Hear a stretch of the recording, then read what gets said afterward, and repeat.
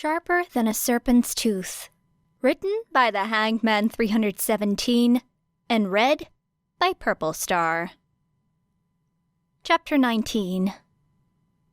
Consciousness is an elusive but precious commodity. The more she reaches for it, clenches her fist around it in a vain attempt to keep it close, the more it slips through her fingers, like so much sand. Era is conscious now. She'd prefer not to be. The steel presses harshly against her back. Blood flows thick and unchecked where her straps dig deep furrows into her wrists. And Era knows, she knows, that there is nothing to do but wait for darkness to take her once again. Screams or pleas will not move the figures who surround her. At best, they will be met with cold indifference. At worst, they will only incite more pain. This is better than the darkness, than the shadows that lurk at the edges of her dreams, because this is real and here, and she can see it and touch it and feel it tear her apart, without the sickening addition of whatever a twisted imagination could supply. Here, her mind was her own. In the darkness, it was just another instrument of her unraveling. It's her fault that she's back on the table. She knows this. Knows that if she could just be better, then she wouldn't have to suffer like this. That it is a mercy that they are bothering to do this at all. She's broken, and they are going to fix her. She knows she should be thankful. Era awoke to the scent of old blood, masked by too much disinfectant, to the drip of an IV and the awful tone of a heart monitor. Instinctually, her arms jerked upward, but found themselves unchecked by restraints. Odd. There was an IV in her arm, bandages as well. Phoenix had never given her the luxury of bandages, had rarely given her so much as a suture, unless her organs might spill out without them. Solution, this was not Phoenix. Yet, supplied another unhelpful voice at the back of her mind.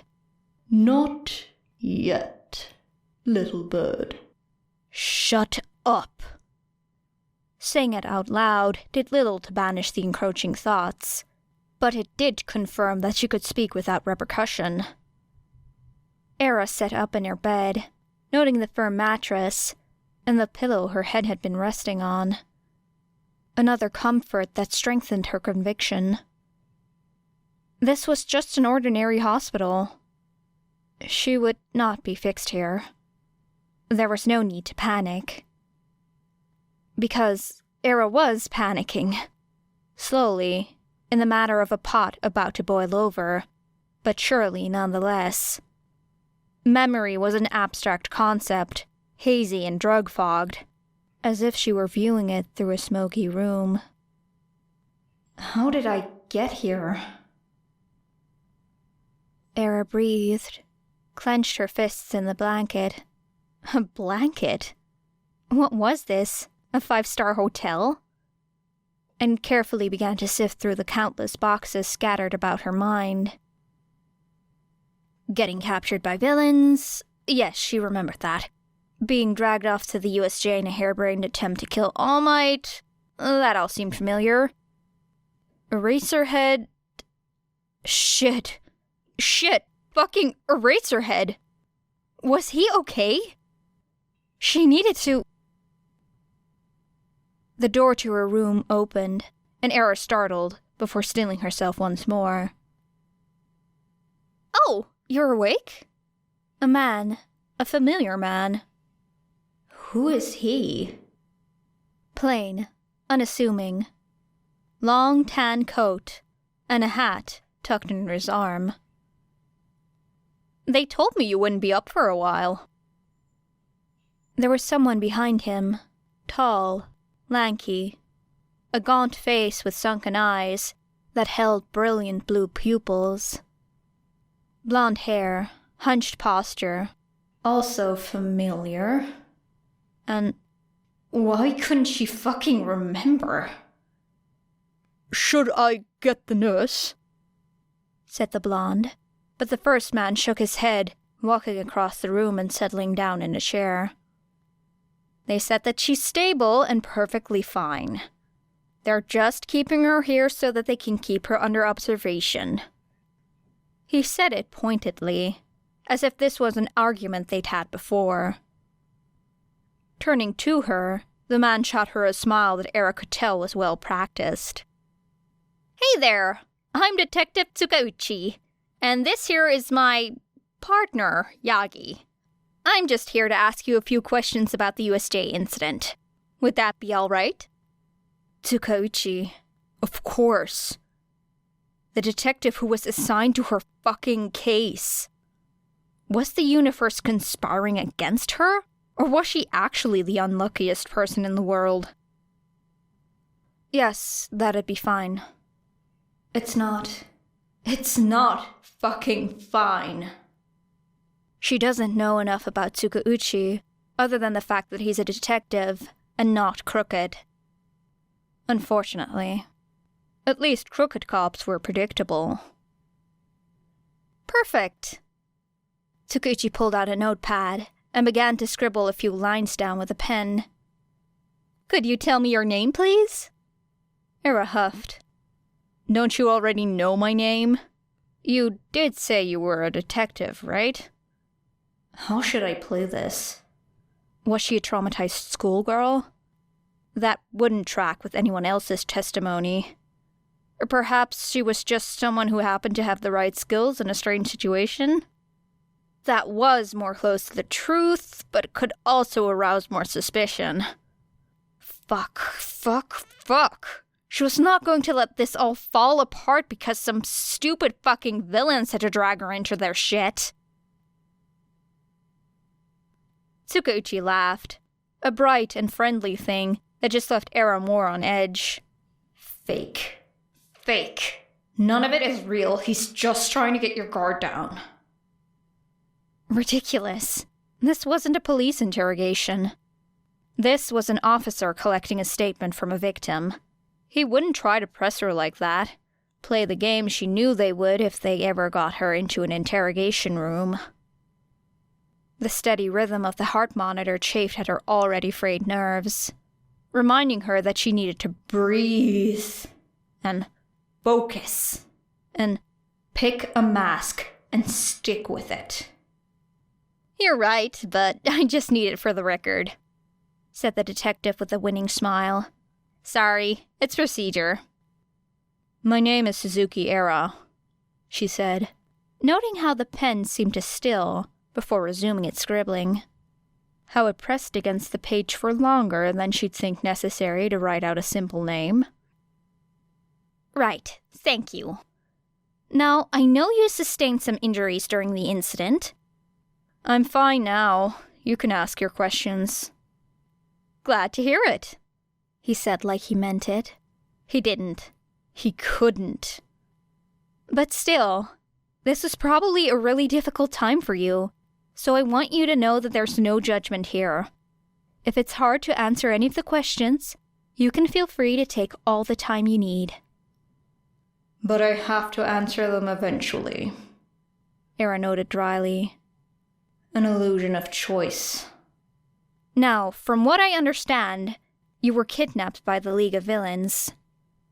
What? Era couldn't repress a snort of laughter. That's what they're calling themselves? According to several accounts, that appears to be the name they're operating under, yes. A hint of a grin tugged at Tsukauchi's lips before he continued. However, that's not what I'd like to ask you about. Could you please describe for me the circumstances of your kidnapping? Yeah, I was walking home from school and that mist villain, Kurogiri, opened a warp gate right under my feet. I think he was waiting for me outside of my apartment or something. The frantic movement of Tsukauchi's pen across the paper was distracting, and didn't do anything to help her paranoia. Right. Anything else? Era shrugged. Not much else to say. They teleported me to a warehouse, and before you ask, no, I have no idea where. Said they wanted to kill All Might, bring Hero Society to its knees, that sort of thing. Did they say anything else? Threaten or hurt you in any way? The memory of decaying flesh ghosted across her arm, and she repressed a shudder. No. Another pause. The heart monitor filled the silence with its steady patter. Tsukauchi's expression turned stern, like a teacher scolding his student for cutting class. Suzuki, I know this is an upsetting experience, but this is an official investigation. Any bit of information could be crucial, even if it doesn't seem important to you. Era felt a wrinkle worm its way into her brow before she quickly dismissed it. He can't be that good, right? Perhaps he just had a keen intuition for what someone might lie about? No, something about this didn't feel right. But with the sharp smell of chemicals and the stark white walls and the constant hum of the heart monitor in the background, nothing felt right. She couldn't pick out the specifics. I'm aware of the importance, Detective. It's just kind of a blur. Maybe they threatened me? I kind of zoned out for a bit of it. Tsukauchi leaned back in his chair, nodding in sickening understanding. Of course. I'm sorry to make you relive any of that. Can you tell me what happened after, when you were transported to the USJ? The entirety of Class 1A was there. I'm sure they'd have a better memory than me. Class 1A was scattered across the facility. Only a few of them would have been able to see what you saw, and even then, they only arrived far later.